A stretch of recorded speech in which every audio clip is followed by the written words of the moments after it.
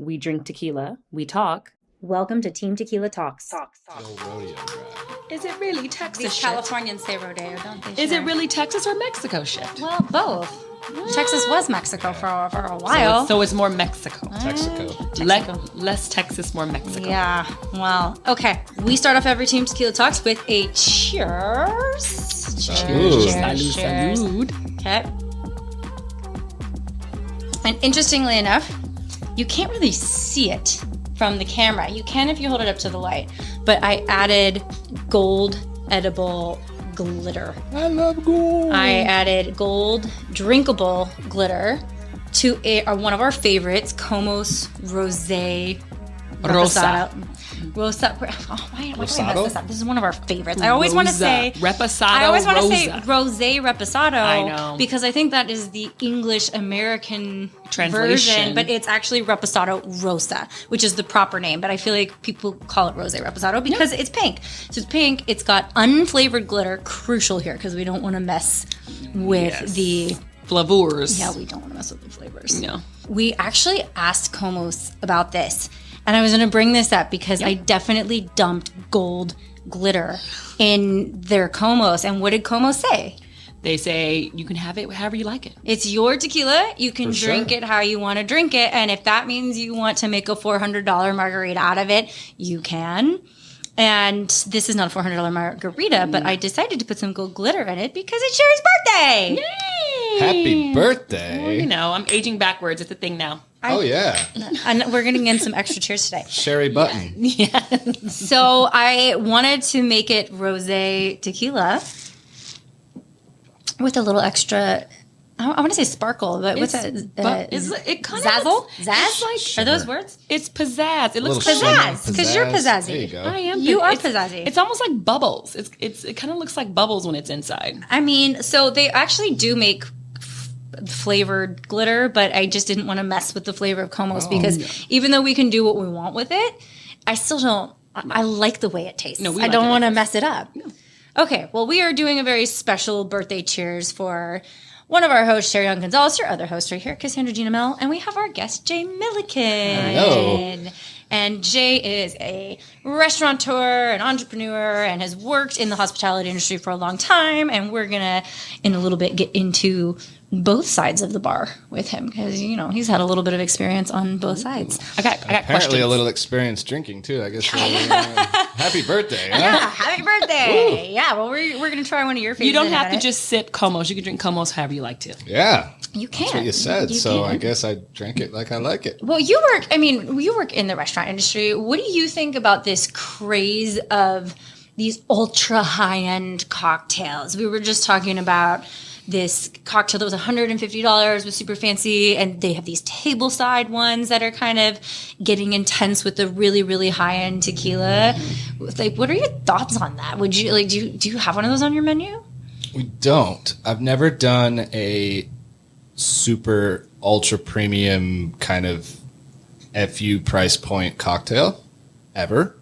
I think initially, right, I would say the first cocktail that probably was like that would be the Cadillac margarita, right? Back in the day, a little bit of a throwback. And you'll still find them. You're gonna, Yeah. I bet if you went to a Chili's or a TGI Fridays or a Chevy's or something, more than just those places, right? I But- worked at a Chili's and we had El Presidente margaritas. Okay. That was the big thing, and we had to make a big showing about it. Little BTS, Yeah, it was for like the 15 Chili's bucks, 12 franchise. bucks back then. It was like $12. I mean, it was a splurge at expensive. Chili's. It was expensive. And we had to walk the aisle shaking it and being like, Presidente! It was a whole Right. thing because part of what you're ordering is the showmanship. It's like when you Well, order yeah. a bottle of sparklers at the club. Right. Yeah. And I think that Cadillac margarita, I think it initially started, I don't actually know the total history, but I would assume Cadillac being a premium car, it was the premium, it's an American car. It's, Yeah, I it's the believe you. margarita. I believe you. We wanted to step it up. And I think the original margaritas, tequila had such a bad name for such a long time in the U.S. because it wasn't really tequila, right? It was a mixto. It was, Yeah, we've covered that in depth on this show. And so by the Cadillac always meant you were getting an upgrade of tequila, right? Probably 100% agave, and probably a nice garnish, maybe an umbrella or something Yeah. like that. Or you go to El Like a Compadre and big they light it on goblet. fire Yeah. or something, you know? Maybe it's a little larger, but now I see, I mean, I shouldn't say I've never ordered one. I've never put one on a menu. I've certainly ordered one. And I think it depends if they're doing, I mean, are you trying to promote a very high-end spirit, high-end mixers, gold in it? You know, like what makes it that expensive, right? I'm a bit of a purist, so I think personally when I do menus for bars or restaurants, it's more of like, let's create something we always use really good well spirits, you know, 100% blue agave, tequila, create a really good cocktail with really good well spirits, or certain things are niche. Obviously, you can't maybe have a well Chinar or something. Right. I've never kind of jumped on that wagon. And I think probably not for any good reason, to be honest. Well, I mean, you should, because someone's going to pay for it. People are buying them. I mean, we had the Como's reps on, and she said they cannot keep a lot of their tequila in Miami at restaurants stocked because they charge $175, $150, and she's like, and people are ordering it. And I'm sure I tried to order one here at a restaurant here that had it, and the girl was like, I'm like, it's my husband's birthday, bring me over the $150, margarita. And she's like, yeah, no, we can't keep it stocked. Now, what makes it $150 at these places? That one specifically was made with their extra añejo, which is the only tequila to ever score 100 out of 100 from the tequila tasting panel. No tequila ever in the history of tequilas ever scored that. It's delicious. It's delicious by itself. I've had it by itself, and I was like, why would I ever want to fuck around with this? When I drink an extra añejo, and I'm sure, usually it's by itself, or 99.9% of the time you have it straight. And a lot of times those extra añejos, to me, almost has it gets like a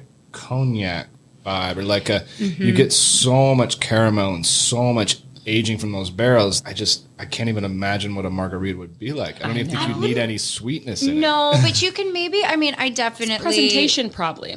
It might be. Lit on fire. You can mix it with soda if you want. If you're not a tequila person, you go to a tequila bar, and maybe the extra añejo is a little bit too much for you because you're inexperienced with tequila, or you don't find it as approachable.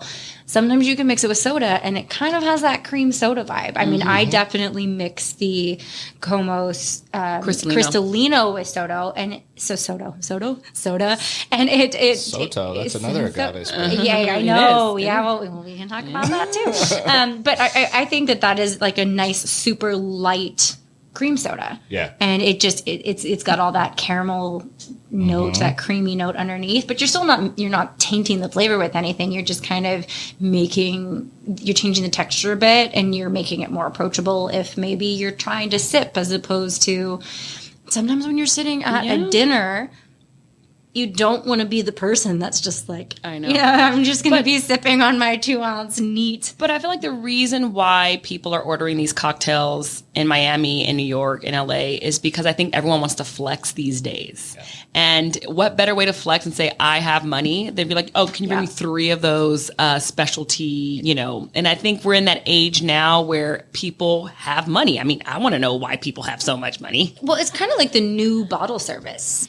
What you would do to flex is you would order a bottle of champagne, and there's flashing, what lightsaber thingies and like sparklers, and there's all kind of stuff, and they play special songs if you order enough bottles. It is a flex. It's just that bottle service is now kind of like, well, been there, done that. Yeah, I think, and this is a new version. Or maybe we've been there, done that. I think it still goes on. Does it still go on? Vegas, still goes on. Vegas for sure. Miami, Vegas. Yeah. By the way, Miami. there's plenty of places in LA. I just think none of us have a desire to go anymore. Not No, anymore. we pop bottles of the house. Exactly. I think it's two-sided, right? I think we've moved on probably personally from it a little bit, but I totally agree. I think we're seeing a lot of people wanting to, whether it's the car they're driving, the liquor they're drinking, sometimes the bottle becomes iconic, like Clase Azul tequila. I had Clase Azul tequila arguably probably within the first couple months it first landed in the U.S. And delicious. I think it's totally different now. I had it the other day. I don't think it tastes the same. And that often happens, right? But that bottle Mass production. Bottle's so iconic, right? That bottle's now associated with ultra premium. You see, I other friends with, I don't actually carry Clase Azul in my bar. But I see other friends with bars and restaurants, and like whether it's someone ordering a shot and they're bringing out a special service with it in the bottle, or they're making cups out of the bottles or candles. I mean, the bottles become so iconic, right? Same with Patron. I mean, they've done a good job with making something iconic in their bottle, and yeah, it signifies ultra premium. So I guess that's probably where the cost comes from, right? You could probably put Jose Cuervo Mixto tequila. Oh, no. Call it $150, not tell them what's in it, and someone's still going to order it. But in tequila production, we have learned on our show with our various guests that sometimes they spend more on making the bottle than they do on actually making the tequila. Sometimes, yeah, it depends on the brand.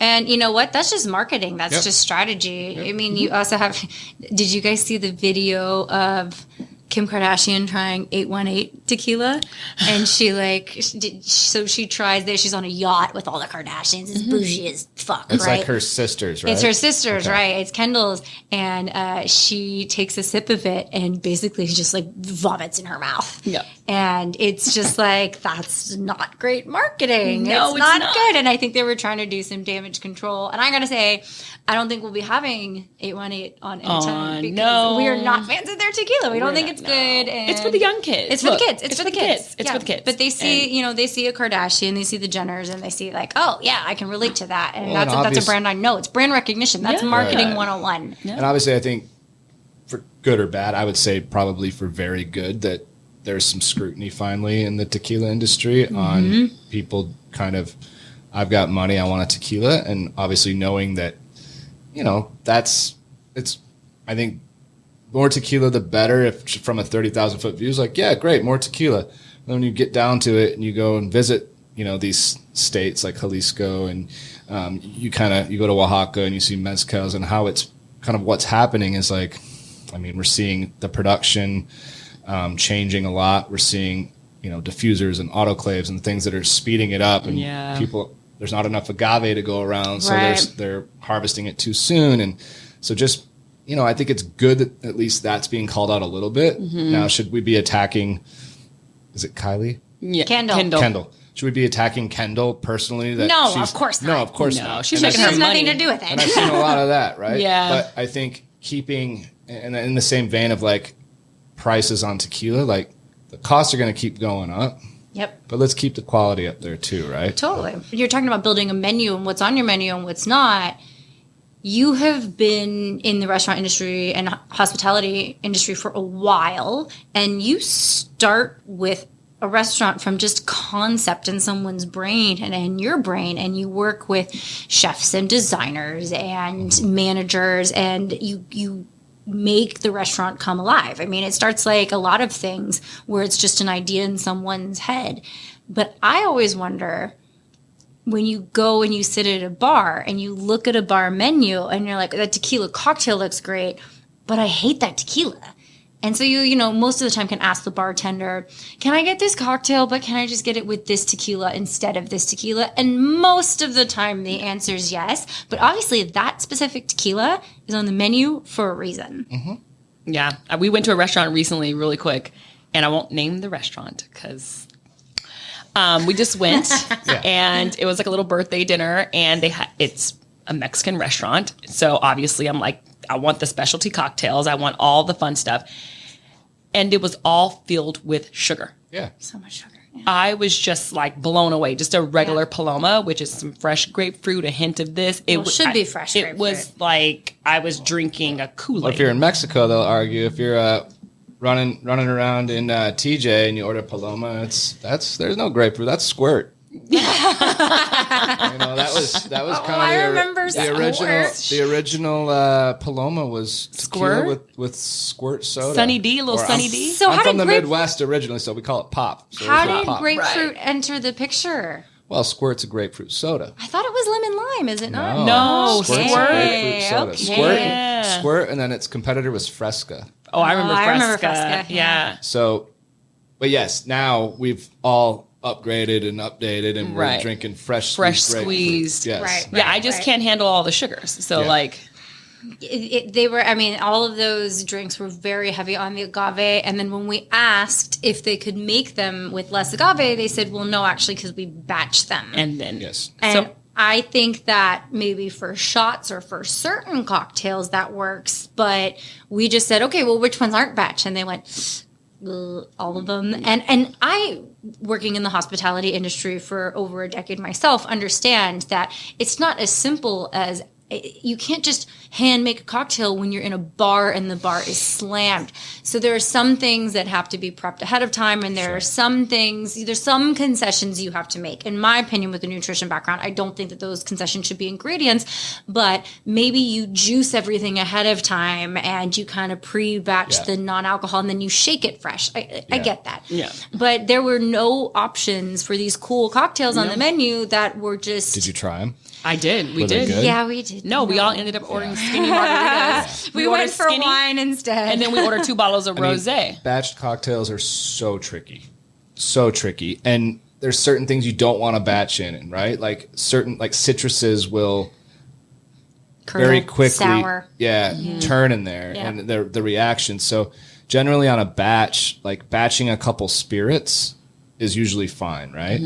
So having maybe a bottle that has batch spirits, but then you're adding the fresh juices to order to shake, like you said. Yeah. And I think where you were going with some of it is when you see a certain brand and you don't like that brand in a drink, can you swap it out? Even if they're not batching it, oftentimes, depending on where you're at, depending on what's going on in that bar, they've either have a deal with a brand, right? Or they have, usually it's just a deal with a brand. It's not often I order a cocktail and I swap a spirit, because I'm generally in the mindset, like I said, as a purist, like if I'm ordering a cocktail, I'm probably not going to be able to tell the difference between Altos tequila and El Jimador. Right. You know? Like I just... Would you say that it's more the bartender, or I guess bar designer, mixologist, their choice?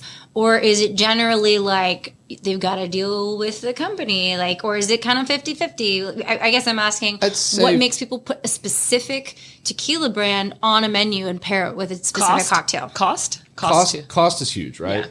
And a lot of times just getting a deal break, like having a relationship with a certain brand, they're like, all right, we're going to give you our hidden pricing. If you put this in your drink, you're going to get this bottle for $1 or $2 less than the guy down the street. Yeah. Cool. It's a business. That's fair. There's also, deals where, I mean, let's just be honest. It happens. It's illegal. It's any industry that is government regulated is going to have more backdoor corruption than other industries, right? That's just, if you're being told what you can't do, you're going to figure out a way to do it. Of course. So there's plenty of deals where a supplier comes in and they're like, I can't pay you to do this, but I'm going to spend X dollars, or I'm going to take you here. I'm going to do this. Here's a trip. Go through this many cases. That's like the pharmaceutical industry. Oh, completely. And the radio. And Completely. reps going Payola. on trips. And the pharmaceutical industry cracked down hard on it. Yeah. They're not able to do that anymore. Yeah. And there's always loopholes and ways, but like the traditional way of like flying a doctor to, Fiji. Scottsdale or Fiji for golf. Isn't that how we got the opioid crisis? Yeah. Opioid. How do you say it? Opioid. That's how we got the Sherry makes up I won't words even try every it now. episode. Opioid. Well, Opiate. Opioid is a product of an opiate. An opiate is a class of drugs that causes the opioid is the drug itself. The opiate Purdue is Pharmaceuticals. the family, the Sackler family. They were paying for lots of doctors to have vacations. Well, we stay away from the opiates and instead do the tequila. Jay, what did you bring us? I brought a favorite of mine, the Siete Leguas tequila. I haven't had this before. Me neither. I saw it when you showed me this picture when we were talking about this, and I love the Blanco as well, but this is such a light reposado. it really is. So light. Can we show the people? Just really quickly. I mean, that is, if you told me that was a silver, I would believe you. I think next to a silver, I could see There's a little hint. Right. But I think if you told me it was a silver, I'd go, okay. So I know that this, established in 1952. So this was actually, so we know about NOMS, the distilleries down there that are, the appellate, basically the same as like a champagne. You have to be a certified distillery or certified. So this actually was the first distillery to make Patron. Okay. Back in like 80, I want to say 85, somewhere between 85 and 89. I know it was like late 80s. They had produced Patron for Jean Paul. Okay. And they then sold or gave them back like the rights to their recipe or whatever, Right. and they took it somewhere else. But this was the first house that actually made Patron, which I'm not going to make friends saying this. I'm not a huge fan of Patron, but Yeah. like all these brands, when you start somewhere and you grow and you end up having your own. But I was turned on to this by some Mexican friends deep in central Mexico years ago. And in the last couple of years, I've started, and maybe it's been here forever, but in the last couple of years, I've started to see it. This is what I drink at my bars and restaurants, what I drink at home, the Blanco and the Reposado. Siete Leguas was the 7 leagues, and it was, so that's 21, how'd it go? It was like the guy's horse galloped 21 miles or something to that. Oh, I'll have to, yeah. Okay. Oh, because it's a leagues- horse with a 7 yeah, on it. So the leagues is 7 like, leagues, like the yeah. Yeah. So a league, I think, is 3 miles. Right. So 27. So it's 21. Yes. Is that a real measurement? 3 miles is a league? That's Yeah, what I believe so. that's what let's do they- a little. It's not an episode of Team Tequila Talks if we don't Google something and Sherry doesn't make Well, up a there's word. 2,000 leagues under the sea. You Yes. remember, and that's about depth. Right. That's depth. Yeah, no, it is. I bet, like, you have knots in the sea. And that's like speed, That's your speed, speedometer, yeah. right? But I feel like there are things specific to the sea that just don't apply to land. like true, like maritime law. Okay, so here we go. Maritime. Siete Leguas. means Maritime? 7 Maritime. leagues. God damn It's it. the name of Pancho Villa's favorite horse. Was Okay. Siete Leguas. Okay. Most famous for having produced Patron at the time when the brand was building its reputation as the best premium tequila in town. Anyway. Okay, well, we're about to put that theory to test. I mean, we're gonna see, That but I want to say reputation to I did. test. That's true what you're saying, Jay. Because on my SAT test, I remember it asked me. I remember this distinctly because I went home and I looked it up because I didn't know what the fucking answer was, and it was about if you walked 3 leagues, how far did you go? That's a question on the SATs. It was, which is why I think SATs suck and they're too subject. First of all, you have to know what a league is, and I'm thinking baseball. How can you walk 3 baseball fields? I would think like an organized sport organization, grouping of tournament style. Like Something. I wouldn't think Right. I wouldn't. A league is a league. A league is a league. 2 or more I teams. feel like I know a lot of useless Do we- trivia, and I don't know this. I know. Do we You know do. if that book, 20,000, was it 2,000 or 20,000? It was 20,000. 20,000 20,000 leagues under the sea. Yeah. So I don't think that the sea could be 60,000. The sea's deeper deep as a motherfucker. It's deeper okay? than that. One of the They- deepest parts of the ocean is here, the Marianas Trench, right here in Orange County. Yeah, but So the ocean is 20,000 leagues. Would be 60,000 miles. Yeah, there's no way. yeah. Oh, those deeper in the Indian Ocean. Isn't it a fiction novel? Yeah. No, but the Indian Ocean is way deeper than that. That's where that flight Okay, went well, down. let's Google this. Yeah. Just Google how deep is the No, ocean. the oceans is like we're talking miles deep, not thousands of miles no, deep. no. Not Wait, tens of thousands of miles deep. We're talking like 6. I would say 6 miles deep would be the Mariana Trench. What's the Mariana Trench? 36,000 maximum depth. But maybe the That's whole point feet. is that you go. That's feet. Yeah, you're right. It's the average is 2.3 miles. 2.3 miles. The deepest part is To the Mariana end of the Trench. Mariana Trench. I'm telling you. Girl, that's too bad they didn't put that on the SAT. Damn Oh, it. Siete Leguas Reposado. In our copitas. Oh, that's so smooth. Well, that's smooth as hell. It's super very good. smooth. It's got like an Ooh. earthy end note to it. Sorry, I won't say end note. like grassy. Yeah, but like I'd say it was maybe 70 to 80% of the way through for me. So I almost brought some Blancos too because I'm kind of a nerd with all this. And I would say my drinking of agave spirits, tequila and mezcals predominantly would be I like gritty, I like earthy, I like Yeah. very like I want to taste the dirt that they cook the piñas Yeah. in. Yeah. Like if This you is find, grassy. If you find a Yeah, if it's you right actually there. find a tequila or mezcal that's predominantly mezcals that has actually been like cooked in the ground instead of like Yeah. a brick oven or a clay oven Right. or an autoclave. Like there's just so much more going on. Flavor. Yeah. And I think that's not everyone. Like my wife, for instance, was like, "No, I'll take the smooth, flavory, nice." Like, Yeah. and I'm Nothing wrong with that either. I'm That's personal preference. Yeah, I'm like, give me the minerals and the grit and the, I want to taste the hairs of that agave. That Yeah. I can appreciate this and I can sip this slow, but a lot of people wouldn't. It's tough to find a tequila, especially a mezcal, but really any tequila that has that earthiness that also is smooth.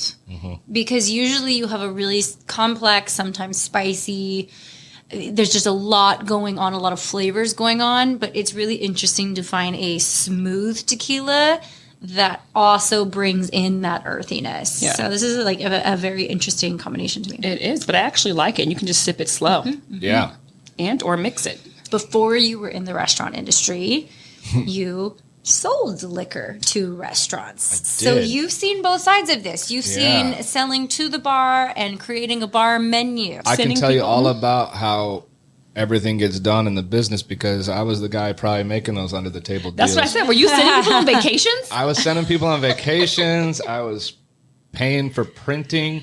Like, hey, we can't pay you to do this, but God, those menus are going to be really expensive to reprint, aren't they?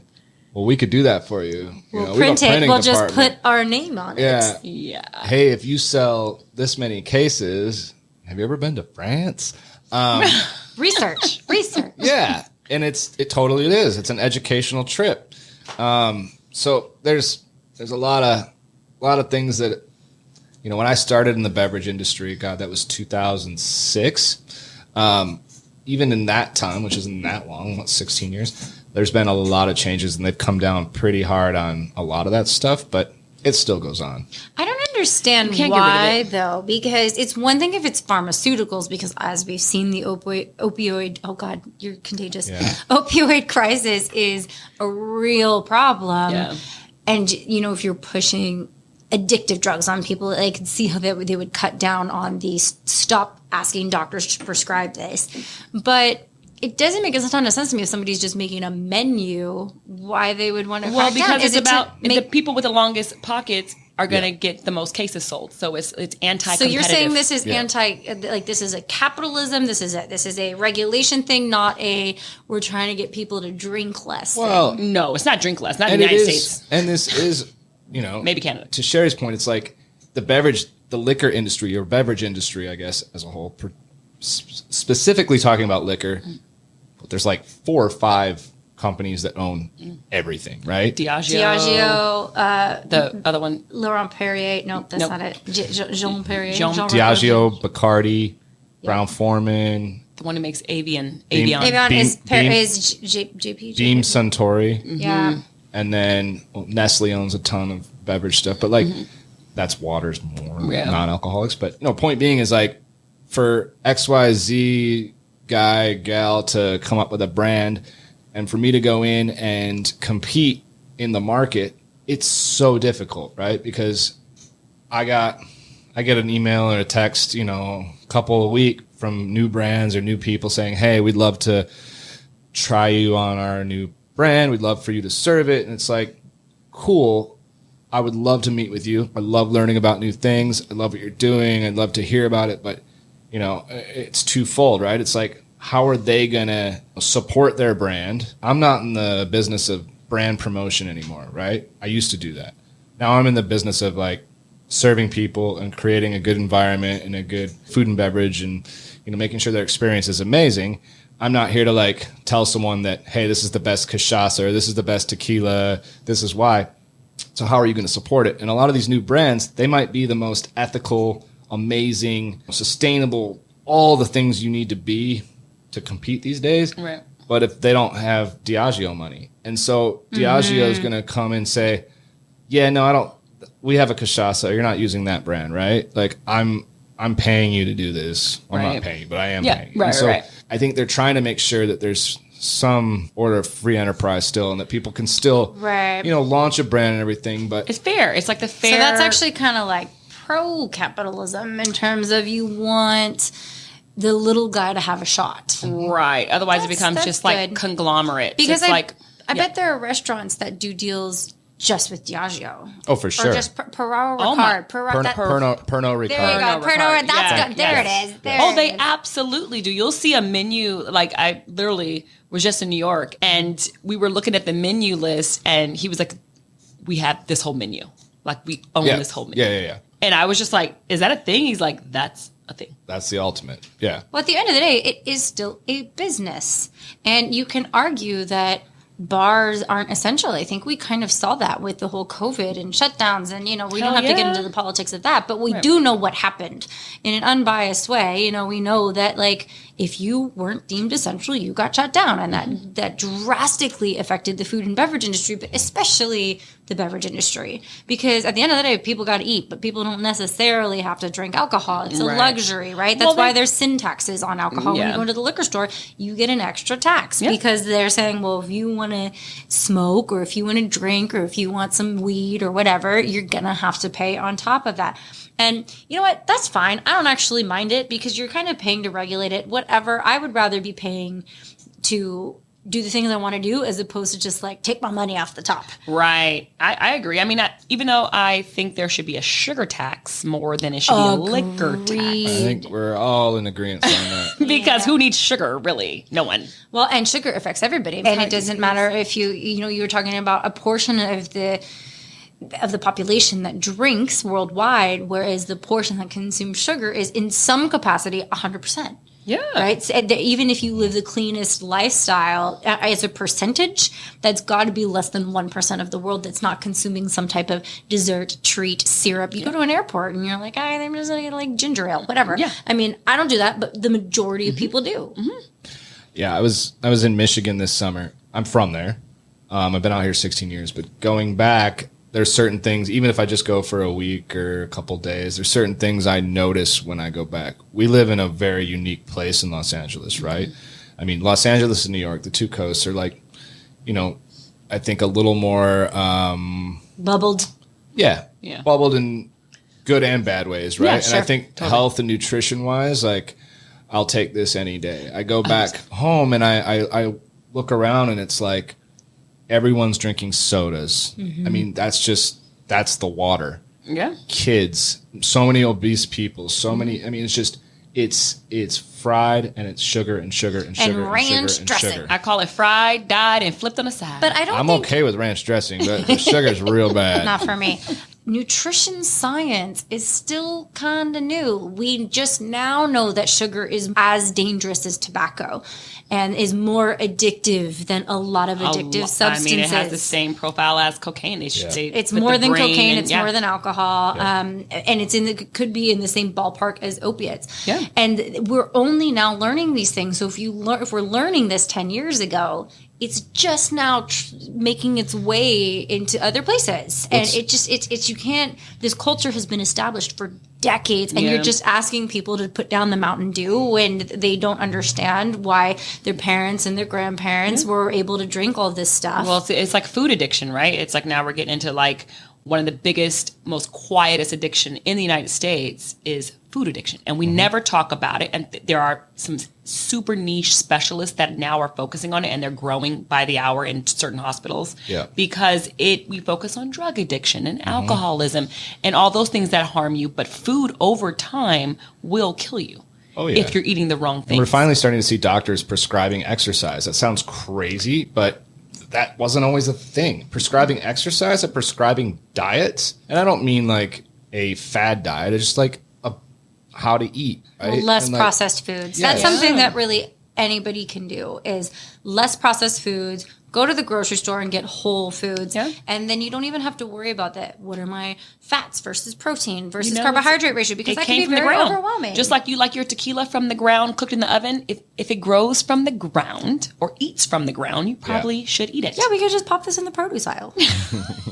Ooh. This is and also the medicine. 100% plant-based, right? It is plant-based. So this is another thing that I've been wanting to talk about here because I'm 100% plant-based. Me too. But I eat grass-fed beef. Because they're 100% plant-based. Which makes us vegans. Which basically makes us vegans. Basically makes us vegans. Cows, this is a big thing too, is I've seen a bunch of things that are like, my cow is 100% grass-fed. Well, that means it's plant-based. This is one of the things I've been wanting to talk about though, is there's greenwashing, and even right now there's a lot of pink washing for breast cancer happening. I saw you. I love that post. I love all of your comparisons too with processing foods and all that, because I think we need more of that. Of the simple, like many people are visual, including myself. It's like I am too. It's like you go into the store and like something's red and orange and, it's like buy me. And the stuff that's more neutral is not always, but probably the more healthy option. Not as like, exciting because they're not as spending their exciting. money on marketing, right? And, you've got these people doing greenwashing and pinkwashing. And the big thing right now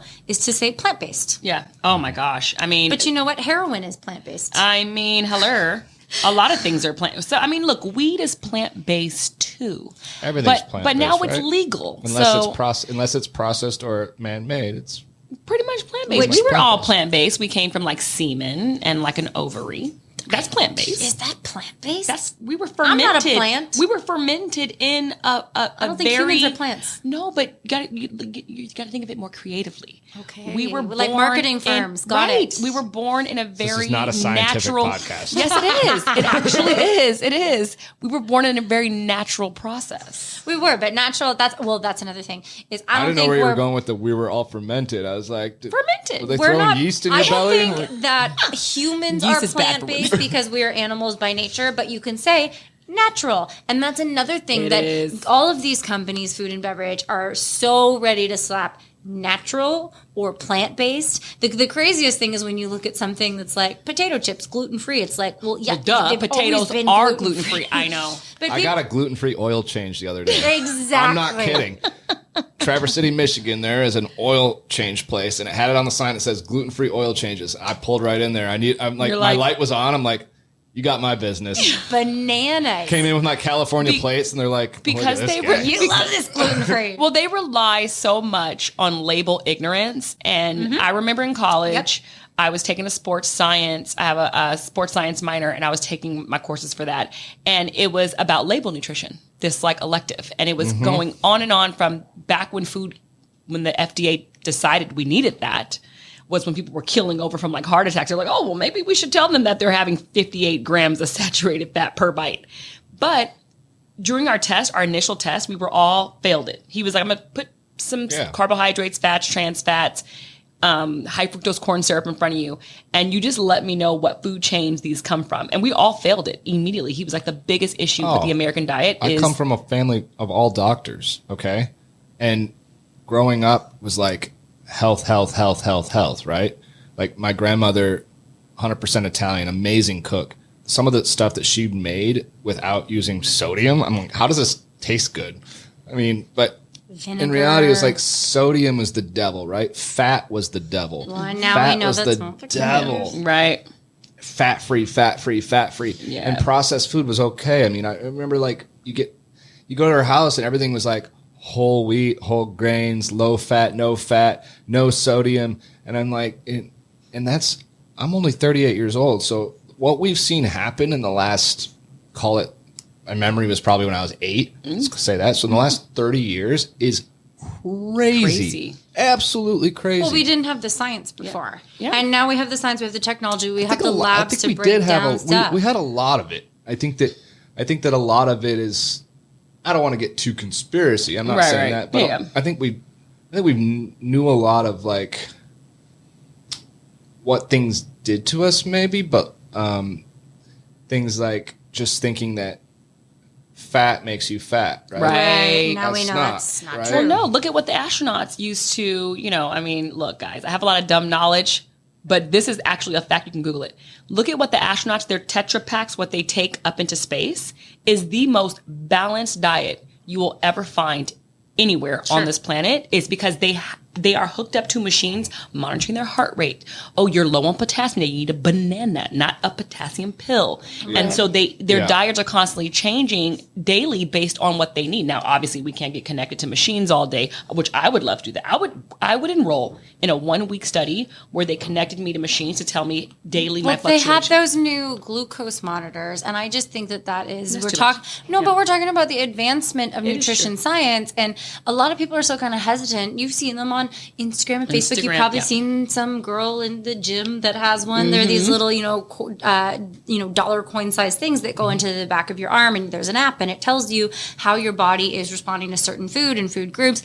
And I think that is just the beginning of what we're learning with personalized nutrition science. I also have the vessel cards, and you pee on them, and it tells you you're low in magnesium, your cortisol's too high, your hydration is looking okay, and it breaks down all of these nutrients, and we're advancing to a place where we're pretty soon going to be able to prick our finger in the middle in the morning or pee, in a catch-all something in the toilet, and it's going to tell you need some extra Now, are those sodium today. specific to you and your metabolism in your body, or is it just a general? Right now it's general Yeah. because it's kind of like just advancing out of beta, but the fact that it's even an option. Because I still don't know. Like, I mean, I've taken some of these food sensitivities, and I've taken. I didn't do a super food sensitivity. I did one where I took a shit in a bag and sent it in. Oh yeah, that's Viome.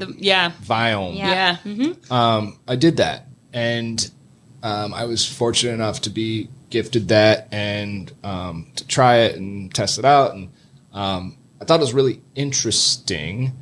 I did a little research on my own, and I'm not convinced still that like that means a whole lot. Like your to autoimmune me. response Yes, to whatever food group. I don't know enough about it yet, so I haven't. In the food sensitivity stuff, food allergies for sure, but like some of the sensitivity stuff that I've read and seen and done is there were certain foods on there that I felt like I've done enough elimination stuff where when I've reintroduced things and I feel like this is good for me, Right. and then for them to tell me this is avoid that, and Right. I'm like, I know. no, I'm not saying one way or another. No, but you have to go off how you feel. I don't know enough about the technology to say, yeah, I should believe this for sure. Right. It is an evolving science, and I think that my whole point is the fact that people are now paying attention to this and people are actively trying to develop this because amazing. you Yeah. see people that you look at a couple and they go on the ketosis diet together and the guy loses 40 pounds and the she girl doesn't. has the flu and is flu-like symptoms and is miserable and is like, I lost 1.5 pounds, right? And it's because that doesn't work for. Did you talk to Eleni? Me. She just knows me. That was me. I was like, It's different for everybody. I mean, I beta tested a company called Habit, which unfortunately didn't make it. And I love what they did, but they'd send you take your blood before, right after taking the shake, and then, again, 90 minutes later, and it says you break down carbohydrates this way, you break down fats this way, protein this way, because they saw that there's this problem with fad diets, probably starting back in the low fat days of the early 90s and then evolving into Atkins. And then there was the macro South Beach diet and all of these diet trends. So they're saying, wait a minute, how come this works so well for this percentage of the population and it doesn't work so well for all of these other people? And it's because your genetics play a role. So overall, biocellular, yeah. we can tell people, cut back on processed foods, cut back on additives, chemicals, and preservatives. And that is I couldn't advice agree that's more. going That's to what I was asking, benefit though, about everybody. about the what it tells you you're low in. It's like, great, you are low for the median, Right. But and that's a step, and that's great. Well, especially But when you're more talking about things importantly, like magnesium. stop eating processed food. Stop. right. That's Well, what's it's like, garbage. this study came out about breast milk and Delicious. I wouldn't know. But it was basically, they were trying to recreate a formula that had basically what breast milk has. And the reason why they tell you to breastfeed and all this stuff is because your milk adjusts daily to what your baby needs. And it's like some weird voodoo science. It's the body, it's Mother Nature, it's God, whoever you believe in. But every day the mother's milk will be low in this, but high in this, and low in this, and high in this. And I just think, for myself in my brain, some days you're a little low in something. No one's going to be 100% max all the time. The world's greatest athlete, LeBron James, Tiger Woods. Your body goes through a natural process of eliminating toxins, and sometimes the good guys have to leave to come back. And I saw this weird documentary with this weird, he's not weird. He is actually the world's leading most disease scientist specialist. And he was talking about your levels change minute to minute. Yeah. So if you come to the ER one day and you have the flu, there's certain levels, but then we're like, wait, what's that? And because it's not in the median zone, but it's because maybe that day you were shedding bad cells, or maybe you had some abnormalities that aren't a test. Hour before I came here, I had a really unpleasant call with an insurance company. That's not where I thought this For was my going. dog's insurance, okay? He had some tests done recently that the vet ordered. And I submitted for his insurance, and they basically came back and said, we're not covering that. That's pre-existing. And they were trying to say my dog had elevated liver enzymes in his blood, okay? And they're saying, the vet was saying, oh, we want to test him for Cushing's disease, something to do with cortisol, and I don't know a whole lot. Yeah. But I know enough to know that this was ordered by the vet. It's something new. We went in there because he's drinking excessive amounts of water, and he's kind of like lethargic. Like there's reasons, and the vet's like, we should test for this. So we went in, we spent $1,200 on this vet visit, and we should get 90% of that back with our insurance, and we got $30 back. So I called, and they're like, well, he had elevated liver enzymes back in 2017. I'm like, cool. Okay. But he wasn't diagnosed with anything. No. And you can have elevated liver enzymes. You can have for a variety of reasons. Yeah. So I'm going to have to get into this fight. But there's a little anecdote there. I know, but it's good to know that the animals get the same treatment as the humans too. That's what you took out of that. I'm like, at least the insurance, at least they're really consistent across the board. They don't just screw the humans. They screw the pets. They screw everyone. Yeah, great. Good to know. House burned down, still screwed. I was like, miss, I know that this isn't your company. I know that you had the unfortunate, you unfortunately answered my call. But I'm like, you gotta believe, this is just garbage, Right. Well, on that note, I have to say that one of my biggest pet peeves, kind of switching gears here, is when you call, Spectrum because your internet is out, or you're calling Verizon because, your voicemail isn't working or whatever. One of my biggest pet peeves is when you call them and they're like, hi, how are you today? And you're like, motherfucker, I'd be a lot better if my internet worked. Yeah. I hate better. that. That's why I'm calling you. Yeah, exactly. No, exactly. I didn't call my therapist. Clearly I'm calling. There's a problem. I hate it. You don't know me. I don't know you. You don't care. And sometimes I actually will kind of mess with people because I guess I'm a little bit twisted. I don't know. Fun. When you go to the Trader Joe's checkout line and they look you dead in the eye and are like, how are you today? And, they're waiting for a response. And then I'll miserable. Go, terrible, man. I've got this bout of diarrhea. That's just really, I actually need it. Could you check out faster? I got to get out of here. Make sure they never ask that again. Because I hate that the whole how are you has become, I don't want to say desensitized, but the value of it has been taken out of what it really means. Like if one of you two came in and said, how are you? And I'd be like, we haven't actually seen each other in a while. And here are the things that happen. And how is your wife? And how is your husband and your kid? And I would genuinely take value to that question. And I just feel like there is a greeting that is an acceptable substitute. That's not how are you, with the expectant glare that comes with it, or the awkward moment of silence if you're calling. I'm sorry you're calling today. How can I help you? Exactly. Let me apologize in advance. Or what I'm can sorry we've come up short. What's going on? Exactly. Or how about what can I do for you? Or is there something going on that I can help you with? Right. There are a bunch of different options. Or even I hope your day's going well. Yeah. And you can just give a nod to it. I love customer service. I'm a customer service whore. If point- I get good service somewhere, my ass like a groupie is coming back. Right, but my point is that you can have the good customer service. Do you write without good reviews and praise for good, or see? I am. So I Good, don't should. see. I know my facials look. I've had issues with this. I don't like my name being in the public domain. I have and a knowing fake where Yelp I go. name. I have a fake Yelp name, which I know is frowned upon because the owners and the management are supposed to be able to look up your reservation and reach out to you directly. But also, I'm not going to make friends with this one, but fuck Yelp. Okay. Well, because anyone can say anything. I know. Well, there's also Google reviews. There's Yelp, TripAdvisor. That's what I don't like about Yelp. That's what I don't like about mean Yelp. as a their business reviews. owner, Yelp, in my experience, there are things. I've had calls with Yelp. I'm calling Yelp out.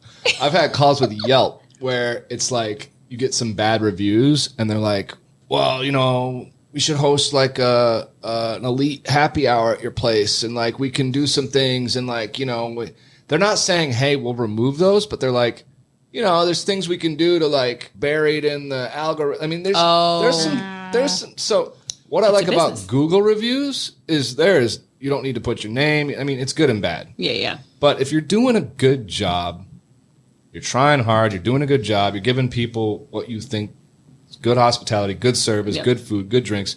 It's like if someone wants to trash me 9 times out of 10, that review, if it's valid, sure. Yeah. I screwed up. But if it's not, there's enough good ones and people I like to think that people are smart enough to kind of read into it a little bit.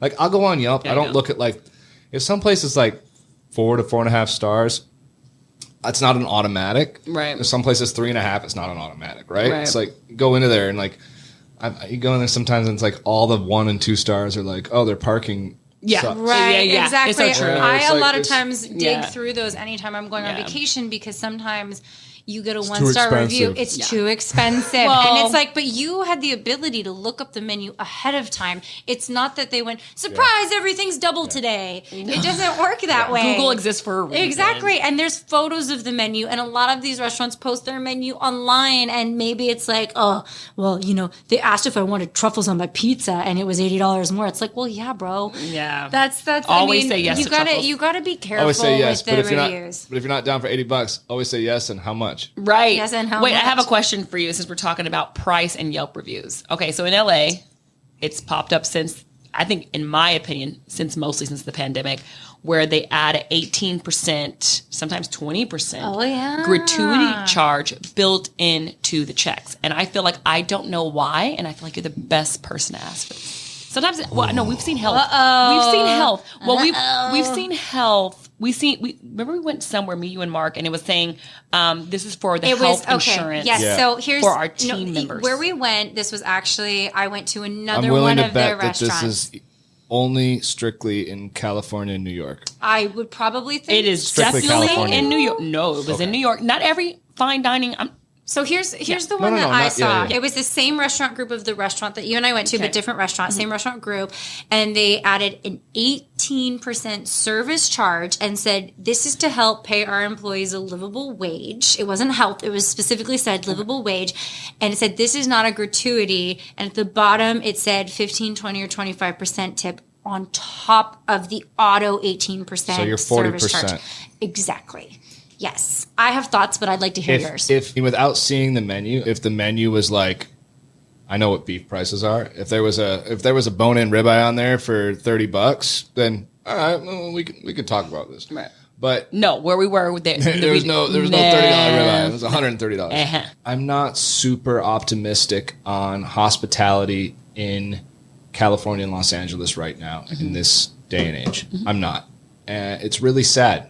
I'm afraid that in the next 2-3 years, we're going to wake up one day and everything's going to either be 5-star Michelin dining or it's going to be walk up to the counter and grab a number and they'll bring it out to you. In-N-Out Burger. Fast casual. Tacos. Yeah. Which, cool. Okay. Right. But the mom and pop owned, middle of the road, service oriented hospitality restaurant and bar is going by the wayside. It's so hard to make money right now. Our minimum wages, our taxes. I mean, everything is so high in this state right now. And there's this kind of, in my opinion, I don't have any business that's ever done the all-inclusive pricing. What does that mean? Like What do you mean? sugarfish. Some Right? Like places you the- can't even tip, right? They build Like it in. sugarfish. So Oh, sugarfish yeah. is like, hey, you sit down, you get 3 prefix options, and at the end of it, we're just charging you a flat 18%. We're not charging you, asking you for more tip. Some won't even delineate that, right? They'll just have it some in the will prices? just say like yes, and the servers will not make tips. They're only paid hourly. Just hourly, you know, So you'll- $22 instead an of hour, making- whatever. It's a lot more than that. Well, our yeah. minimum wage in Los Angeles right 15, now for a server 17? is $15.96, so $16. 16 When bucks. I was a server, I made $2.13 an hour. And still, in some states, if you're a tipped employee, you make a lesser amount. Yep. Not in New York, not in California, Yeah, not it's- in many states anymore. no. So $16 you're paying, and you're paying the taxes on that for their labor. And then my thought process is, unless all the restaurants move to this all inclusive, or all the restaurants in my neighborhood do it, or we all come together and we say, all right, we're all Union. going to do this, Yeah. and we're going to do it before we open. Like, Right. if you open one way, and kinda have to stick my with places are always like neighborhood spot. I want my place to be frequented. I want people to Come come back. 2-3 times a week, Yeah. not once a month or not once an anniversary. You're not a or special occasion spot. Yes, I want neighborhood spots. So for me to all of a sudden, halfway, a couple years in, say they keep jacking everything up on us, we can't make money. Right. Let's include everything and pay them an hourly. It doesn't work that way because, for one, the staff, you have to retrain them and get them to wrap their head around the fact that no matter what I do, I'm not making more or less. It's $25-$30 an hour. Yeah. But in some ways, you think, all right, I'm going to pressure you, you're going to pressure me, we're going to do the best job we can, we're all making the same amount. Well, you're kind of relying on people's work ethic, though, which isn't always consistent because We've been to some countries. So, fun fact, TIPS stands for to ensure prompt service. And this was something that originated, maybe 100 years ago. And it was people that were hustling and providing good service because they wanted to make an extra dime off of what they were already making. And I know that it has evolved since then, but that's the origin. And to say like, hey, you're going to get the same rate no matter what, like you would in Spain or a lot of places in the UK, there's no tipping. There's none. It doesn't exist. And in fact, sometimes they're like, we have no means by which to accept your tip. And you're like, no, seriously, here's like, 10 wow, pounds. great service. And they're just like, are you American? But I think that they're like, I take pride in my work. Like I get a lot of paid. people do, but some people don't. Right. Yeah. And I would argue too on the flip side is like if we don't have an all-inclusive format, right, that there's a difference too between pooled tips and individual tips and all that. Well, the pooled tips, I see that started coming when I was bartending and serving, and they started doing that shit, and I like quit. Yeah, because I work hard you're a for hard mine. worker. Yeah, it's not fair that the person that's smoking in the back is getting the same percentage as dead you. weight. But as a proprietor, right, you would hope that you're going to stay there and you're going to be like, yo, get your ass in gear. I'm trying to make some money too. Pull your weight. Yeah. And by posting sales, we'll post sales and show people yeah. how they're doing it Yeah. and give them a little competitive, spirit. Do you do bonuses if somebody is like the top seller for the month? Absolutely. You have to. I mean, Absolutely. look, I would sell So my maybe liquor. that's the Look, new my tip. food sales were like this big because I am a liquor gal. Yeah. A group of 4 guys at a table. I'm like, who's buying the shots? You look like you should buy a shot. He's like, okay. I'm like, yeah. Yeah. Exactly. Yeah. But I think trying to, and just back to like these all-inclusive menus is the sticker shock.